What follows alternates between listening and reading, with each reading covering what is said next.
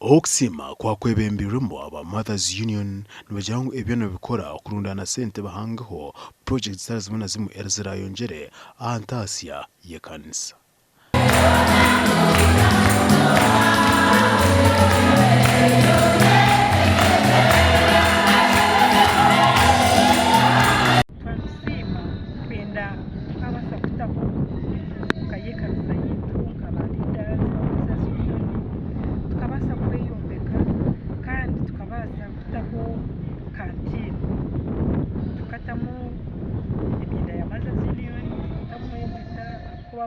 Orukura na limite President Mothers Union Abankole Diocese Dr. Jenny na Mwesije yanje kugira ngo buri muntu ayine kusiima akace nakahango akaine nikombeka ekintu yo mukusiima ntugira ngo koko watasimire ngo nsimwa tasimwa tagira wajiha so you know haruhanga no sima hanga bya akwerize so it is a good habit no muco murungi okusiima ruhanga kumugaruza habyakwire kugarako kajoti mwen ankori irebi yamba save. She was a leader and leader wa Mothers Union wa sima ba leaders bitu abateberire cyo kurebera habitu byo mbigere ko mucyara Ednance Butakara katubera ho Mothers Union leader mucyara Kanyashamba sima mucyara Foibe Kateyamba.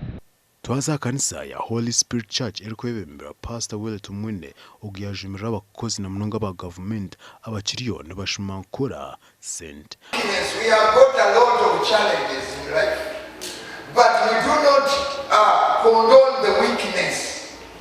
What do? We go to God for help. That's what we want to tell people.